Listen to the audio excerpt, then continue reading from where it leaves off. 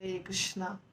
चैतन्य चरितामृत आदि लीला अध्याय 4 श्लोक संख्या 153। गोपियों ने दीर्घकालीन विछोह के बाद अपने प्रिय कृष्ण को कुरुक्षेत्र में देखा। उन्होंने अपने नेत्रों के माध्यम से अपने हृदयों में उन्हें प्राप्त किया और उनका आलिंगन किया। उन्हें इतना उत्कट हर्ष हुआ कि सिद्ध योगियों को भी ऐसा हर्ष प्राप्त नहीं हो सकता। गोपियां स्रष्टा को यह कहकर कोसने लगी कि उसने पलकें क्यों बनाई जो उनके देखने में बाधक बन रही है। तो ये श्रीमद् भागवतम का श्लोक है 10वें स्कंध का। और इसके पहले ही पहले के श्लोक में भी बता रहे थे कि कैसे ब्रह्मा जी को गोपियां कोस रही थी कि ब्रह्मा जी ने ये पलकें क्यों बना दी। पलकों के कारण हम देख नहीं पाते हैं थोड़े समय के लिए। जितने समय के लिए पलक झपकता है उतने समय के लिए हम कृष्ण को देख नहीं पाते हैं। एक तो सिर्फ 2 ही आंखें नहीं, और वो भी पलकों के साथ। क्यों नहीं 1000 आंखें दी हमें, ताकि हम 1000 आंखों से कृष्ण को देख पाते। ये गोपियां कह रही हैं। और जब कुरुक्षेत्र के युद्ध भूमि में, वहां पे युद्ध भूमि नहीं है, कुरुक्षेत्र में ग्रहण लगा था, तो स्नान करने के लिए सब गए थे। ये श्रीमद् भागवतम का श्लोक है। तो कुरुक्षेत्र में जब स्नान करने गए थे तो वहां सब मिले थे। इधर से कृष्ण गए थे, गोपियां गई थी। कृष्ण अपनी पत्नियों के साथ गए थे और गोपियां भी गई थी वृंदावन से। तो वहां मिले थे और बहुत दिनों के बाद उन्होंने देखा तो कृष्ण को दूर से ही अपना समझ के आंखों से आत्मसात कर रही थी। वही बताया गया है यहाँ। और स्रष्टा को कोस रही थी कि उन्होंने सिर्फ 2 आंखें दी और उसमें भी पलकें दे दी। तो कृष्ण दर्शन से बढ़कर नेत्रों के लिए कोई दूसरा फल नहीं है। जो भी उनका दर्शन पाता है वह सचमुच परम भाग्यशाली है। गोपियां कहती हैं, हे सखियों, वे आंखें जो महाराज नंद के पुत्रों का दर्शन करती हैं अपने सखाओं निश्चय ही भाग्यशाली हैं। जैसे ही ये दोनों पुत्र अपने सखाओं के साथ गायों को हाँकते हुए वन में प्रवेश करते हैं, वे अपने होठों पर वंची रखते हैं और वृंदावन के निवासियों की ओर कटाक्ष से देखते हैं। उनके लिए जिनके पास आंखें हैं, इससे बढ़कर कोई अन्य देखने योग्य वस्तु नहीं है। न जाने गोपियों ने कौन सा तप किया है, वे अपनी आंखों से भगवान कृष्ण के मुखमंडल रूपी अमृत का निरंतर पान करती हैं, जो लावण्य का सार है तथा अतुलनीय है। वही लावण्य, सौंदर्य, यश तथा ऐश्वर्य का एकमात्र आश्रय है। वह स्वयं में पूर्ण, चिरंजीव और अतीव विरल है। तो यह चर्चा हो रही है कि कैसे गोपियां ये बात हो रही थी ब्रह्मा जी नारद मुनि के बीच में, है ना। और कृष्णदास कविराज के ग्रंथों से भी लिया गया, श्रीमद् भागवतम से भी लिया गया। और कैसे कैसे भगवान कृष्ण परम भगवान हैं और कैसे चैतन्य महाप्रभु आए, चैतन्य महाप्रभु क्यों प्रकट हुए, कैसा कृष्ण ने सोचा और कृष्ण कैसे चैतन्य महाप्रभु बनकर के आए, ये सब उसके कारण और उनकी जो सोच थी वो सबको साबित करने के लिए ये सारे श्लोक लिए गए हैं, गोपियों के भाव को बताने के लिए। गोपियां किस रूप से प्यार करती थी, किस तरह का प्यार था, कितना उत्कट प्यार था भगवान के लिए। और हमारी आंखें जो होती हैं ये तब सार्थक होंगी जब हम इन आंखों से कृष्ण को देखेंगे। ये गोपियां बता रही हैं। यदि कोई कृष्ण को नहीं देखता है तो आंखें बेकार हैं, उनका होना भी बेकार है। तो ये 2-3 श्लोकों में बताया। उसके बाद अपूर्व माधुरी भगवान कृष्ण की माधुरी अद्वितीय है और उनका बल भी अद्वितीय है। ऐसी सुंदरता के श्रवण मात्र से मन चलायमान हो उठता है। भगवान कृष्ण का अपना सौंदर्य उन्हें ही आकृष्ट करता है, किंतु उसका पूर्णतया भोग न कर सकने के कारण उनका मन खिन्न बना रहता है। तो भगवान कृष्ण यही तो सोच रहे थे ना मैंने पिछले क्लास में बताया था कि कैसे कृष्ण सोच रहे थे कि मेरे में क्या सुंदर, मैं कितना सुंदर लगता हूँ, या मैं क्यों आकर्षक लगता हूँ, कितना आकर्षक लगता हूँ। ये मुझे तब पता चलेगा जब मैं राधा बनूंगा, क्योंकि राधा को मेरे से इतना प्रेम है। जितना प्रेम राधा मेरे से करती हैं, जो भाव है उस भाव को समझने के लिए मुझे राधा बनना पड़ेगा। तो इसको मैंने बताया था आपको, जो कृष्णदास कविराज गोस्वामी बताए थे उदाहरण देकर कि माँ बच्चे को प्यार करती है और बच्चा खुश होता है, तो फिर माँ को उससे भी ज़्यादा खुशी होती है जो सेवा कर रही हैं। उसी तरह जब राधा रानी सेवा करती हैं कृष्ण की, तो राधा रानी, कृष्ण तो खुश होते ही है, पर राधा रानी को कृष्ण से भी बहुत गुना ज़्यादा खुशी मिलती है, हजारों गुना ज़्यादा खुशी। तो वो खुशी कैसी होती है, वो आनंद कैसा होता है, वो मन में विचार कैसा होता है, ये सब कुछ को समझने के लिए कृष्ण को बनना पड़ा चैतन्य महाप्रभु। क्योंकि कृष्ण सोचे कि ये मैं कैसे समझ पाऊंगा, ये तब तक मैं समझ नहीं पाऊंगा जब तक मैं बनूंगा नहीं। वो उदास रहते थे, नाराज रहते थे कि मुझे क्यों नहीं समझ में आ रहा है, मुझे क्यों नहीं समझ में आ रहा है कि राधा मेरे से कितना प्यार करती है, ये बात। और फीलिंग क्या होती है, ये सेंसेशन जो होता है, ये रस जो होता है, ये रस कहाँ से मिलेगा। ये रस जिसको मिला है वही जानता है, जिसको नहीं मिला है वो बताने से समझ में नहीं आएगा। ये प्रेम का जो रस होता है, प्रेम के जो विभिन्न प्रकार के रस होते हैं, वात्सल्य, माधुर्य, सख्य, ये एक फीलिंग है। ये फीलिंग जो होती है वो आप ना पैसे से खरीद सकते हैं, ना आप किसी को बोल के बता सकते हैं। हाँ, मैं उससे प्यार करता हूँ, और प्यार करता हूँ तो एक एक एक एक अलग प्रकार की अनुभूति होती है। तो ये अनुभूति बताने वाली चीज नहीं है, ये अनुभूति जब वो खुद करेगा तब समझ में आएगा। जैसे मान लीजिए हमने केक खाया, बहुत स्वादिष्ट है, हम किसी को बता रहे हैं केक बहुत स्वादिष्ट है, केक बहुत बहुत बहुत स्वादिष्ट है, केक बहुत बहुत बहुत बहुत बहुत स्वादिष्ट है। क्या इससे समझ में आ जाएगा कि वो केक रियल में कितना कैसा था? वो जब खाएगा व्यक्ति तब उसको पता चलेगा कि उसमें असली स्वाद क्या था। इसी प्रकार प्रेम कोई करता है किसी से, तो उसकी जो अनुभूति होती है, सेटिस्फैक्शन जो होता है, ये अनुभव करने की चीज है, ये बताने की चीज नहीं होती है। तो ये अनुभव कृष्ण को करना था, इसीलिए कृष्ण चैतन्य महाप्रभु बनकर आए। और 2-3 कारण चर्चा हो रही है, कैसे कौन कौन से कारण थे जिसके लिए वो चैतन्य महाप्रभु बनकर आए, राधा के भाव में, कृष्ण राधा के भाव में। यह उनकी द्वितीय इच्छा का विवरण है। ये 2 हो गया, पहला एक था, दूसरा ये हो गया है। अब तीसरी इच्छा का वर्णन करता हूं, कृपया सुने। यह रस सिद्धांत अत्यंत गूढ़ है, एकमात्र स्वरूप दामोदर ही इसके विषय में अधिक जानते हैं। यदि कोई अन्य व्यक्ति इसे जानने का दावा करता है तो उसने उनसे सुना होगा, क्योंकि वे चैतन्य महाप्रभु के अत्यंत घनिष्ठ संगी थे। स्वरूप दामोदर चैतन्य महाप्रभु के जैसे असिस्टेंट होते हैं वैसे थे, बिल्कुल नजदीक थे। और चैतन्य महाप्रभु के परमिशन, स्वरूप दामोदर गोस्वामी के परमिशन के बिना चैतन्य महाप्रभु को कोई गीत, भजन या कोई प्रकार की चर्चा नहीं सुना सकता था। चेक करते थे स्वरूप दामोदर, ये महाप्रभु के सुनने लायक है कि नहीं, ओके ठीक है आप सुना देना, ऐसा होता था। बहुत निकट थे स्वरूप दामोदर, इसलिए कह रहे हैं स्वरूप दामोदर के सिवाय और कोई नहीं जानता। तो तीसरी इच्छा, चैतन्य महाप्रभु जो प्रकट हुए, क्यों प्रकट हुए, क्यों राधा रानी के भाव में कृष्ण आए, इसके लिए 2 कारण ऑलरेडी डिस्कस हो गया। तीसरा कारण क्या है? गोपियों का प्रेम रूढ़ भाव कहलाता है। यह शुद्ध एवं निष्कलंक है, यह कभी भी काम नहीं हो सकता, काम नहीं है। जो इस दुनिया के लोगों को लगता है, साधारण लोगों को, भक्त को नहीं, जो साधारण लोगों को लगता है कि राधा और कृष्ण का प्रेम या गोपियों और कृष्ण का प्रेम एक भौतिक प्रेम है, भौतिक प्रेम के जैसा ही था, है ना। जैसे लड़कियां होती हैं आजकल के ज़माने में, और लड़के होते हैं गर्लफ्रेंड बॉयफ्रेंड बनाते हैं, वैसा ही था।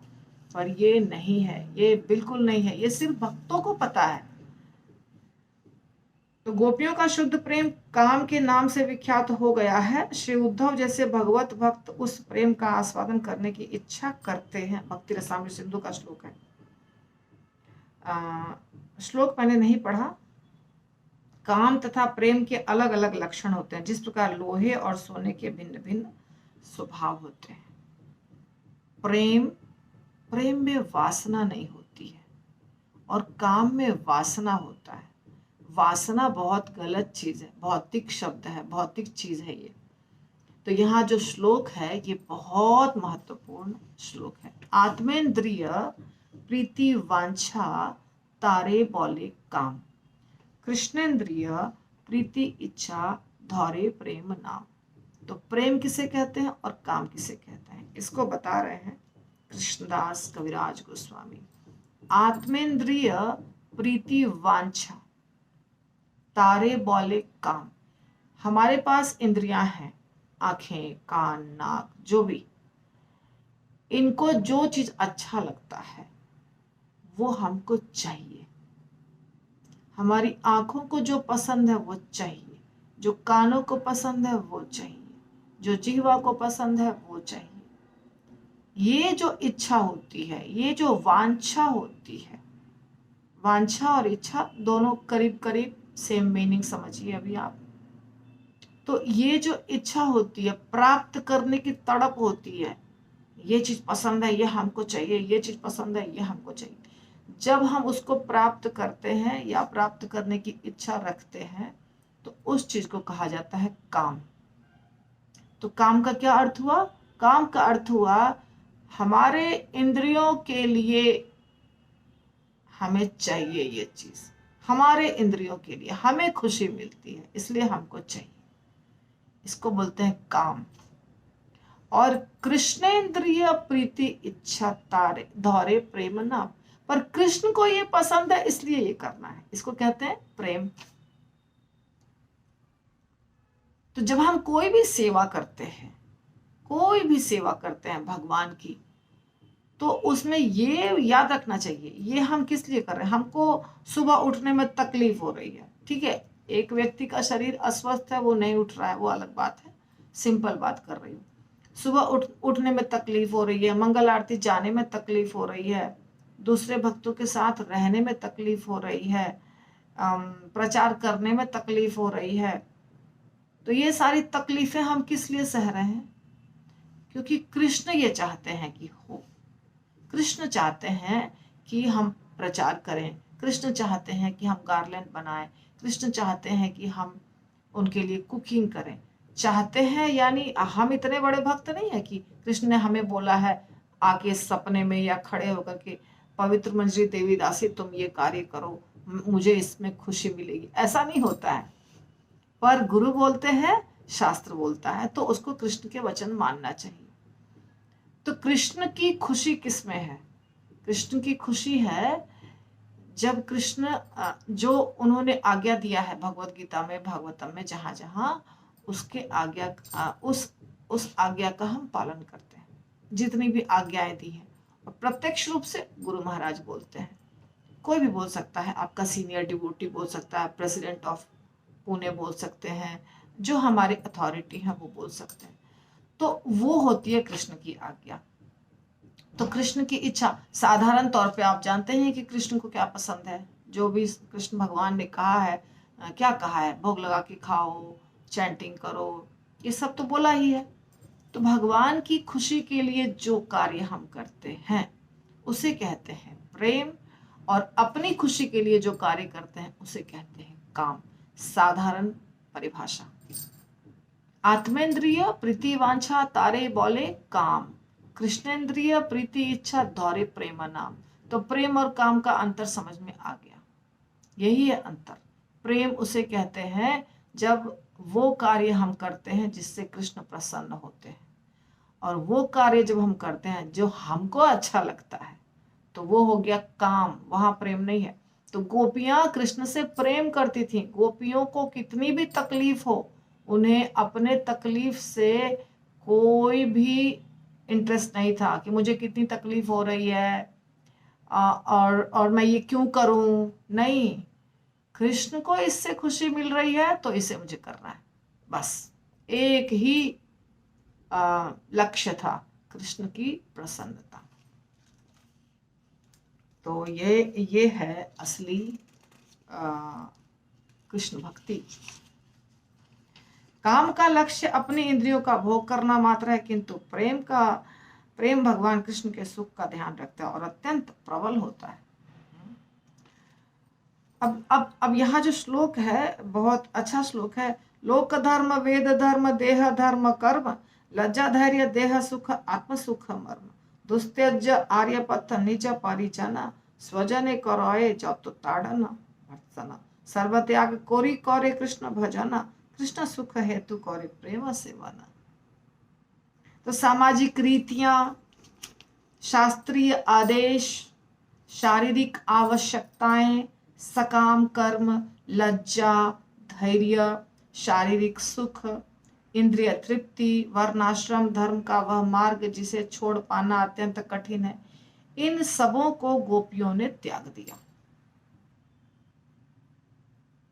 साथ ही उन्होंने भगवान कृष्ण की सेवा के हेतु अपने परिवार वालों को उनके द्वारा दिए गए दंड और फटकार को भी त्याग दिया।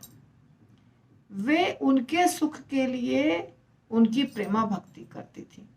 तो गोपियां घर छोड़ दी, पति को छोड़ दी, बच्चे को छोड़ दी, धन संपत्ति को छोड़ दी, लोग क्या कहेंगे, समाज क्या कहेगा, इसको त्याग दिया, सब कुछ त्याग दिया, सब कुछ त्याग दिया। इसको कहते हैं, ये गोपी वाली भक्ति है जो हिमालय का एवरेस्ट सबसे ऊंची चोटी है ना, तो कृष्ण प्रेम में जो सबसे ऊंचा स्थान है वो है गोपियों का। तो गोपियों की तरह भक्ति करने का मतलब है कि कोई भी बाधा आपके जीवन में आए, घर वाले तकलीफ दे रहे हैं, समाज परिवार तकलीफ दे रहा है, शरीर तकलीफ दे रहा है, पड़ोसी तकलीफ दे रहा है, मंदिर में कोई तकलीफ दे रहा है, अपने ग्रुप में कोई भक्त तकलीफ दे रहा है, काउंसलर तकलीफ दे रहा है, कौन तकलीफ दे रहा है, जिसकी भी तकलीफ हो, हर तकलीफ को नजरअंदाज करके कृष्ण के प्रसन्नता के लिए सदैव जुड़े रहना, भगवान के प्रसन्नता के लिए। तो हम सोचेंगे कि नहीं, हम तो घर में बैठ के भक्ति कर लेते हैं, हो जाता है। नहीं, यही तो परीक्षा की घड़ी है। घर में बैठकर हम भक्ति कर लेते हैं, वो भक्ति नहीं है। यही सिखाया था क्या प्रभुपाद ने कि घर में बैठकर भक्ति करो? अगर प्रभुपाद हमारे परम गुरु हैं तो प्रभुपाद ने ये सिखाया कि घर में बैठ के भक्ति करो, हो जाएगा? नहीं, प्रभुपाद ने क्या कहा? सबके साथ मिलके रहना है। भक्ति सिद्धांत सरस्वती ठाकुर महाराज ने भी कहा, कुछ भी हो जाए सेवा कभी छोड़ना नहीं और भक्तों का संग कभी छोड़ना नहीं, कुछ भी हो जाए। यही गुरु महाराज कहते हैं, यही प्रभुपाद कहते हैं, यही सब कहते हैं, यही कृष्णदास कविराज गोस्वामी कह रहे हैं कि गोपियों ने सब कुछ त्याग दिया। लोक धर्म, वेद धर्म, देह धर्म, कर्म, लज्जा, धैर्य, देह सुख, आत्म सुख, मर्म, सब कुछ त्याग दिया। और क्यों नहीं त्यागे? हमें कृष्ण के धाम जाना है। अगर हमने सोच लिया कि हमको कृष्ण के धाम जाना है, कृष्ण परम भगवान है, पता चल गया, तो कृष्ण के धाम में क्या ये सारे रिश्ते नाते वाले जाने वाले हैं हमारे पीछे पीछे? कोई नहीं जाने वाला है। और यदि कोई जाने वाला है तो वो शुद्ध होकर जाएगा, पूर्ण शुद्ध। वहां पे कोई झगड़ा झंझट ईर्ष्या वहां नहीं चलता है। तो जो हमारे साथ जाएगा वो पूर्ण शुद्ध होकर जाएगा, तो हम भी पूर्ण शुद्ध होकर जा सकते हैं। तो जब हमने कृष्ण को सोच लिया है कि कृष्ण परम भगवान है और उनके धाम हमको जाना है, तो यदि कृष्ण खुश हैं तो और किसी की चिंता क्यों करना? लेकिन इसका पालन करने में गलत डेफिनेशन करके गलत रास्ते को नहीं अपना लेना है। जो सहजिया वाला रास्ता होता है उसको अपनाने से हम नहीं जाएंगे। गुरु के आदेश को अगर हम पालन करते रहेंगे, गुरु के आदेश का पालन करते रहेंगे, तो हम जाएंगे भगवत धाम। तो यह भगवान कृष्ण के प्रति दृढ़ अनुराग कहलाता है। यह उसी तरह निष्कलंक है जिस तरह दाग रहित स्वच्छ वस्त्र। तो भगवान की प्रसन्नता के लिए जो गोपियों ने किया वो ऐसा है जैसे सफेद वस्त्र है, उसके ऊपर एक भी काला दाग नहीं, कोई कलर का दाग नहीं, वैसा था गोपियों का प्रेम। अतएव काम तथा प्रेम सर्वथा भिन्न होते हैं। काम घने अंधेरे की भांति होता है, किंतु प्रेम चमकते सूर्य के समान होते हैं। इस प्रकार गोपियों के प्रेम में काम की रंच मात्र भी गंध नहीं है। कृष्ण के साथ उनका संबंध एकमात्र उनके सुख के लिए है। हे प्रिय, आपके चरण कमल इतने मुलायम हैं कि हम उन्हें डरती हुई अपने वक्षस्थल पर धीरे से रखती हैं, कहीं आपके पैरों में चोट न लग जाए। हमारा प्राण एकमात्र आप पर टिका है, इसलिए हमारे मन इस आशंका से पूर्ण है कि आपके चरण जंगल के मार्ग पर चलते हुए कहीं कंकड़ से शत विशत न हो जाए। ये भी श्रीमद् भागवतम का श्लोक है। ये जो गोपी गीत है ना, उसका श्लोक है।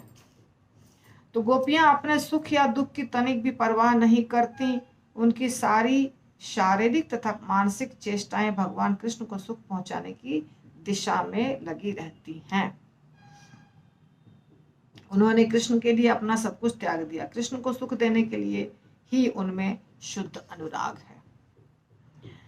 ये मैं अवश्य आपको बताऊंगी कि चैतन्य चरितामृत तो मैं पढ़ रही हूँ और इसमें श्रीमद् भागवतम के श्लोक भी आ रहे हैं जो 10वें स्कंध के हैं, पर आप सीक्वेंस में ही पढ़िएगा। पहले प्रभुपाद की छोटी पुस्तक, उसके बाद उसके साथ साथ भगवत गीता, उसके बाद श्रीमद् भागवतम, उसके बाद चैतन्य चरितामृत। और श्रीमद् भागवतम 10वें स्कंद को नहीं, पहले स्कंद से शुरू से ही पढ़िए, तभी सब बात ठीक से समझ में आएगी। नहीं तो सहजिया बनना और भावुक हो करके, आजकल कुछ ऐसे लोग हैं जो पुरुष हैं और लहंगा पहन लेते हैं, नाक में नथुनी पहन लेते हैं, मांग टीका पहन लेते हैं, श्रृंगार कर लेते हैं और नाचते हैं कि मैं गोपी बन गया, मैं गोपी हूँ, मैं गोपी भाव में हूँ। प्रभुपाद इसके सख्त खिलाफ हैं। ध्यान रखिए, प्रभुपाद और हमारा पूरा जो परंपरा है वो सहजिया के सख्त खिलाफ है। तो हमें सिर्फ दास्य भाव में सेवा करनी है। गोपी भाव को अगर समझना है तो आपको सब जो हमने बताया वैसे सीक्वेंस में जाना पड़ेगा। सीधे गोपी गीत पढ़ लेना, सीधे 10वें स्कंद को पढ़ लेना, उससे मन कभी नहीं क्लियर होगा। दिमाग बुद्धि कुछ क्लियर नहीं होगी कि वास्तव में कृष्ण और गोपी का संबंध कैसा है। ठीक है, इसलिए जो मैंने बोला उसको फॉलो करिएगा। मेरी प्रिय गोपियों, तुम सबों ने मेरे लिए सामाजिक रीतियों, शास्त्रीय आदेशों तथा अपने परिवार वालों को त्याग दिया है। मैं तुम्हारी एकाग्रता बढ़ाने के उद्देश्य से ही तुम लोगों के पीछे छिप गया था। चूंकि मैं तुम्हारे ही लाभ के लिए छिप गया था, अतः तुम लोगों को मुझ पर अप्रसन्न नहीं होना चाहिए। ये भगवान कह रहे हैं। जब रास नृत्य होता था उस समय भगवान कभी गायब हो जाते थे, फिर कभी आ जाते थे, तो फिर दोनों के बीच में बातचीत चलती है। श्री कृष्ण ने पहले से प्रतिज्ञा कर रखी है कि वे अपने भक्तों से उसी मात्रा में आदान प्रदान करेंगे जिस मात्रा में वे उनकी पूजा करेंगे।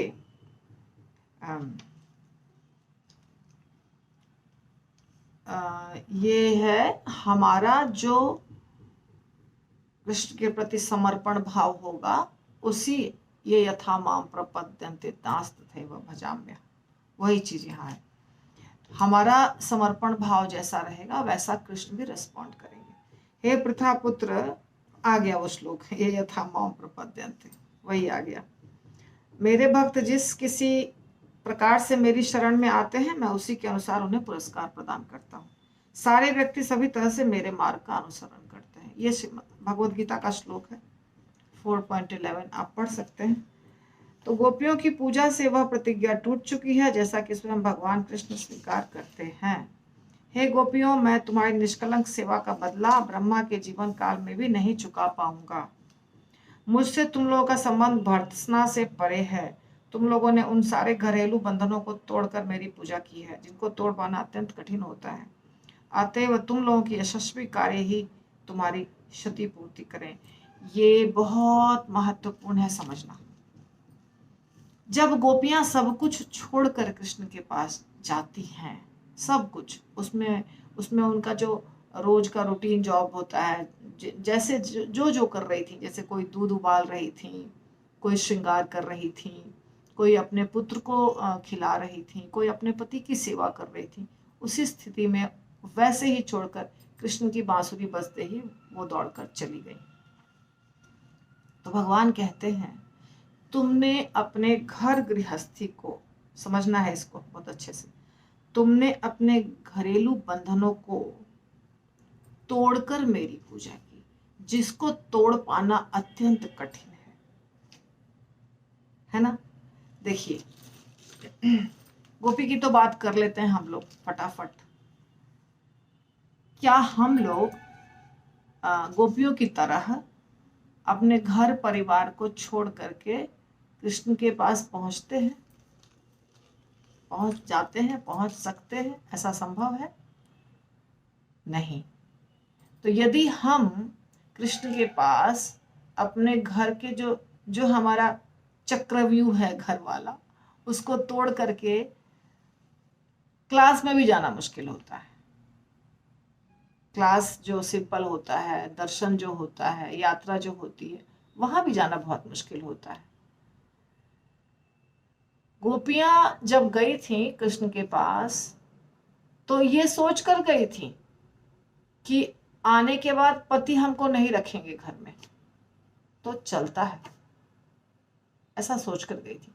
अब ये उदाहरण से हमें ये शिक्षा मिलती है कि हमें भी जो हमारा घर परिवार है, उसके साथ जो आसक्ति है और मोह है, उसको तोड़ना पड़ेगा।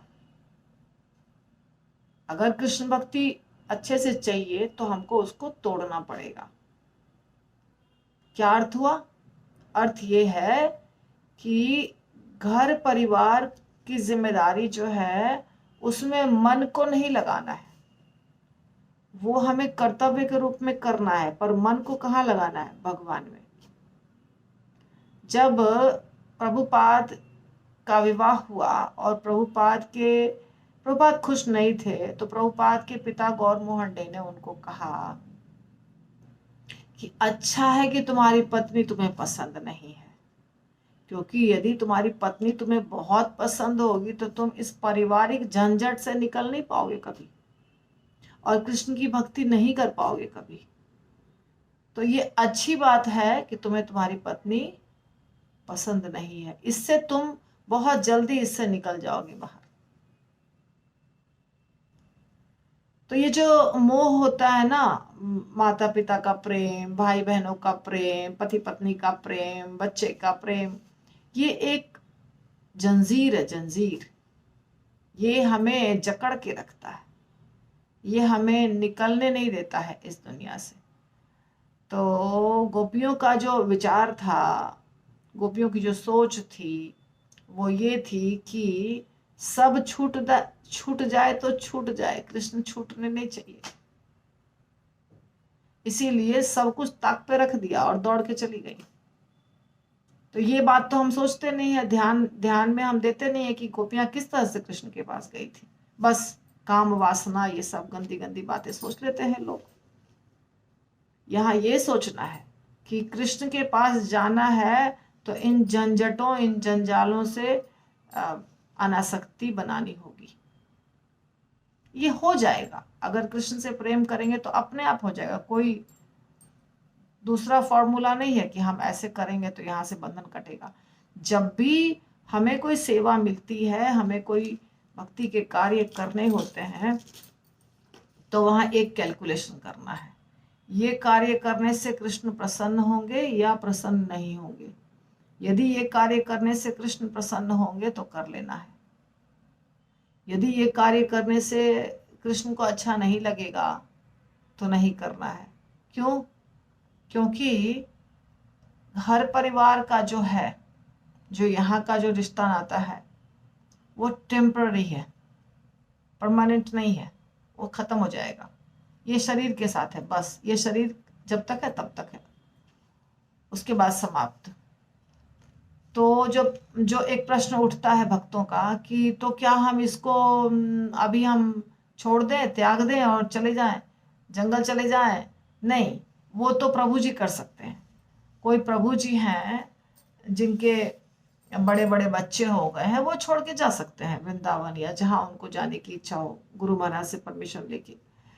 लेकिन जो अभी घर गृहस्थी के बीच में है, जिनके अभी बच्चे पढ़ लिख रहे हैं, शादी ब्याह करनी है, नौकरी करनी है, बिजनेस करना है, उनको छोड़ के कुछ नहीं जाना है, परंतु उसमें चित्त को ज्यादा नहीं लगाना है। चित्त को कहाँ लगाना है? चित्त को कृष्ण में लगाना है, कृष्ण के सेवा में लगाना है।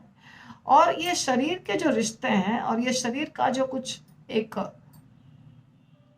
रिक्वायरमेंट होता है और रिश्ते नातों की भी कुछ एक कुछ बंधन होते हैं, तो वो बंधन के हिसाब से उतना पूरा करना है। भक्ति विनोद ठाकुर भी तो एक गृहस्थ थे ना, एग्जाम्पल है हमारे सामने।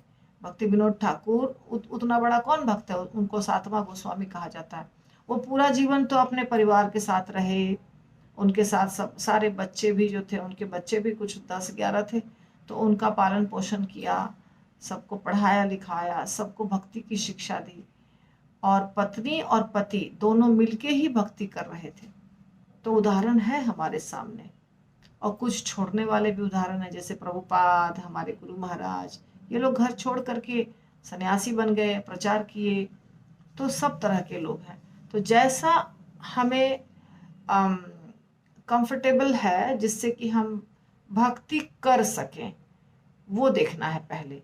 और जब भक्ति कर पा रहे हैं तो फिर उसमें तीव्रता लाने के लिए कितना पॉसिबल है, तो वो देखना है। उसके बाद ऐसा नहीं कि इम्प्रैक्टिकल कार्य कर लेना है, घर छोड़ देना है, बाद में थोड़े समय के बाद मंदिर भी छोड़ देना है, ये गलत है। अगर घर छोड़े हैं तो कमर कस के छोड़िए, फिर मंदिर जाके फिर मंदिर वापस मंदिर से लौट के घर नहीं जाना है। अगर मंदिर में रहने का डिसाइड कर लिया किसी ने, तो फिर ये सोच करके मंदिर जाइए कि अब वापस ब्रह्मचारी आश्रम के बाद वापस लौट के गृहस्थ आश्रम में नहीं आना है, या तो वानप्रस्थ आश्रम ले लिया तो फिर से वापस गृहस्थ आश्रम में नहीं आना है। ऐसा करेंगे तो फिर घर मत छोड़िए, फिर घर में ही रहिए, घर ज्यादा अच्छा है, घर में रह के भक्ति करना। तो ये समझना है इस बात से। तो भगवान कहते हैं, क्यों भगवान ऐसा कहते हैं कि जब कोई भक्त अपना सब कुछ समर्पित कर देता है भगवान को, तो भगवान उसके हाथों बिक जाते हैं। कैसे बिक जाते हैं? क्योंकि अगर मेरे पास 100 रुपया है और मैंने 100 रुपया दे दिया कृष्ण को, जो मेरे पास था वो सब दे दिया कृष्ण को, तो हम तो खाली हो गए, मेरे पास अब कुछ नहीं बचा, मैंने सब कुछ कृष्ण को दे दिया। पर कृष्ण कैसे देंगे सब कुछ? हमको नहीं दे सकते हैं, कृष्ण तो पूरे सृष्टि के मालिक है। तो इसका मतलब हम बड़े हो गए, मेरा दान ज्यादा बड़ा हो गया, कृष्ण नहीं दे सकते हैं। तो कृष्ण सोचते हैं कि मैं तो अपना सब कुछ इसको दे नहीं सकता, तो अब मैं इसका दास बन जाता हूं। अब बात समझे? इसीलिए कृष्ण उस भक्त के पीछे पीछे हो जाते हैं। ठीक है, तुम जो बोलोगे वो मैं करूंगा। ऐसी बात है, जब हम पूर्ण रूप से समर्पित हो जाते हैं तब कृष्ण बिक जाते हैं भक्त के हाथ। भगत के वश में है भगवान, भगत के वश में है भगवान। सुना है ये भजन? भक्त के वश में भगवान हो जाते हैं। और भगवान ने भी ये बात कहा है, अहम भक्त पराधीना, मैं भक्त के पराधीन हूं, मैं स्वतंत्र नहीं हूं। जो अगर कोई शुद्ध भक्त है तो जो बोलेगा मुझे करना पड़ेगा। अगर कोई शुद्ध भक्त है तो वो जो बोलेगा कृष्ण को करना पड़ेगा, क्योंकि उसने अपना पूरा जीवन कृष्ण के लिए समर्पित कर दिया है। तो कृष्ण के पास दूसरा रास्ता नहीं बचा है, अभी कुछ नहीं कर सकते कृष्ण। कितना आसान है भगवान को खरीदना। देखिए, भगवान को खरीदना बहुत आसान है, बहुत आसान है, जो है सब दे दो, बस हो गया, भगवान आपके वश में। तो जो है सब दे दो मतलब क्या? मतलब मनसा वाचा कर्मणा, ये शरीर समर्पित करना होगा, मन समर्पित करना होगा, वचन समर्पित करना होगा, सब कुछ समर्पित करना होगा। सिर्फ कृष्ण के लिए जीना होगा, तब कृष्ण आपके हो जाएंगे। एकदम आसान, खरीद लीजिएगा कृष्ण को।